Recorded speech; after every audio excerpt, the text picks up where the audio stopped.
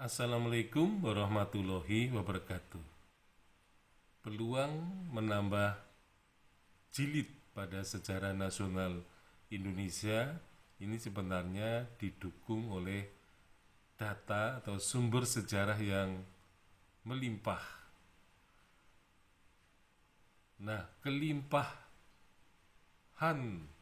sumber sejarah ini karena sumber-sumber dokumen tertulis, ya, jumlahnya kemungkinan masih besar dan masih bertahan, dan belum, ya, ada pemberangusan atau pembakaran atau katakanlah penyimpanan yang tidak aman bagi sumber sejarah tertulis. Nah, jadi sumber tertulis saja sudah banyak dalam bentuk dokumen, bahkan terbitan surat kabar pada masa sekarang ini bisa dijadikan sumber sejarah yang dikatakan sangat melimpah. Nah, ditambah lagi dengan data digital, artinya siaran-siaran televisi dari berbagai stasiun juga mewariskan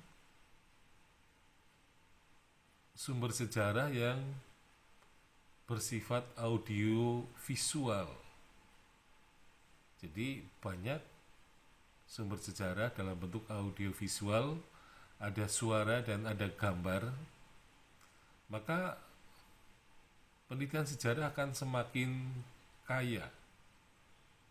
Nah, demikian pula dengan misalnya banyaknya dokumen dalam bentuk YouTube, ya, yang sangat beraneka ragam. Di situ terdapat perdebatan sengit, pemikiran manusia pada zamannya itu.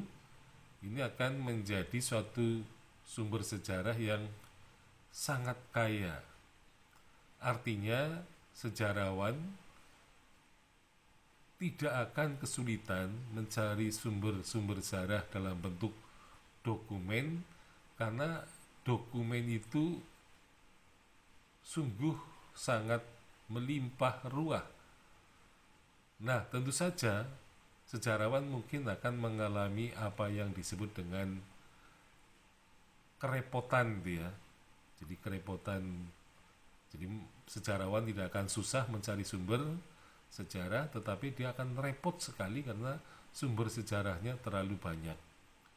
Nah, tentu saja di sini seleksi dalam bentuk kritik ekstern dan intern memang akan tambah besar, tambah banyak pekerjaannya, tetapi justru dengan banyaknya sumber sejarah, maka sejarawan pasti tidak akan menemukan ruang-ruang kosong yang terlalu melebar.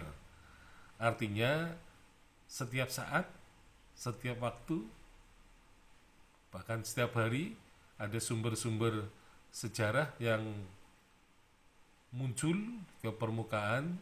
Nah, sehingga sejarah akan terisi penuh, terutama body of knowledge-nya.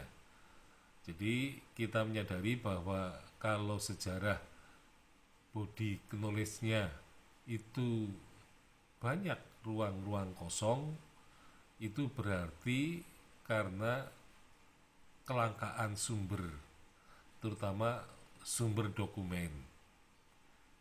Nah, sumber dokumen bisa didukung oleh sumber artefak. Jadi artefak-artefak pun masih banyak bertahan. Nah, ini adalah suatu keuntungan dari masa kontemporer, artefak melimpah. Nah, yang paling melimpah adalah sumber sejarah lisan, di mana para pelaku sejarah ini masih banyak yang bertahan hidup ya, dalam waktu 22 tahun. Nah, kalau jaraknya 50 tahun, itu banyak saya kira sumber sejarah lisan yang masuk ke liang lahat karena tidak bisa bertahan dari seleksi alam.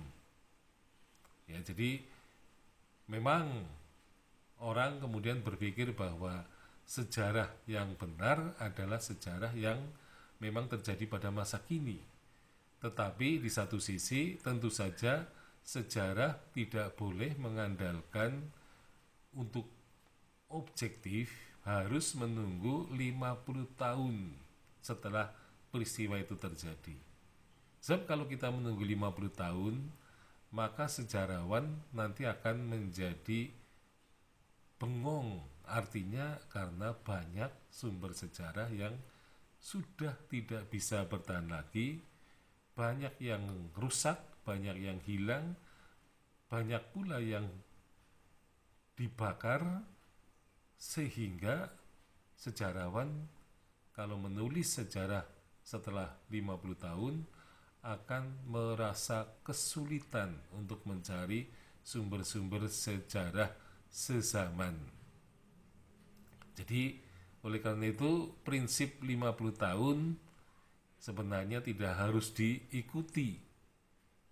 Bahkan dalam menulis sejarah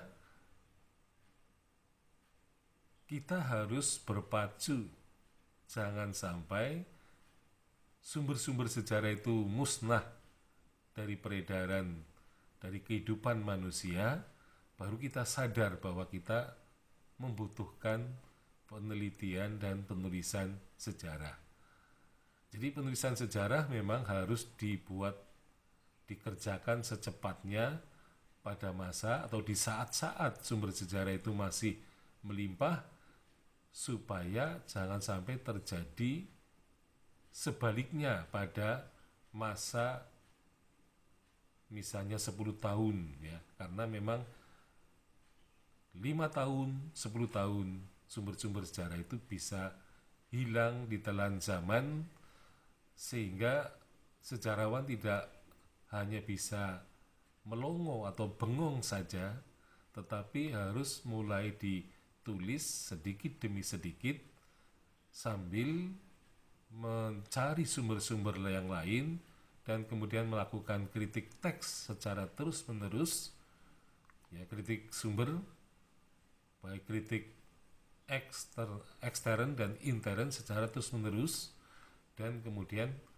kita mengumpulkan bahan terus ya. Jadi memang dalam melakukan penelitian bisa dilakukan secara kontinu dan tidak menunggu saat 50 tahun. Jadi dalam waktu 2 tahun sumber-sumber sejarah itu harus bisa dikuasai, harus bisa dipegang, harus bisa dikumpulkan dan ditemukan supaya sumber sejarah itu tidak hilang tanpa kita sadari.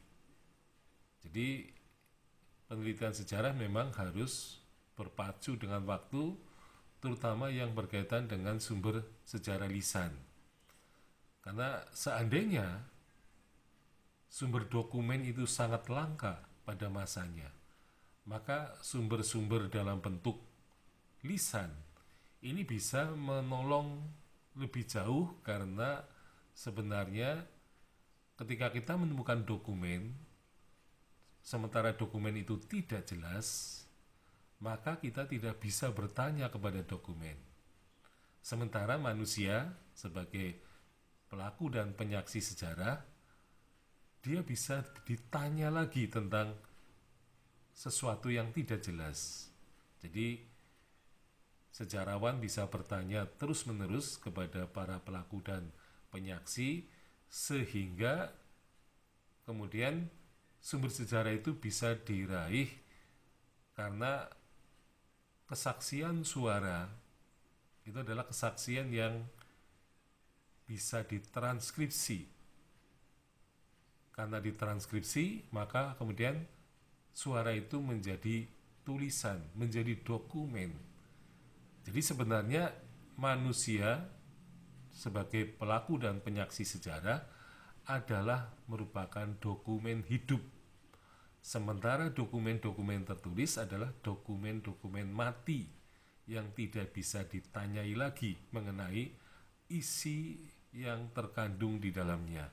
Tetapi kalau sumber secara lisan, kita bisa menanyakan apa maksud dari kesaksian yang sudah diberikan pada waktu sebelumnya.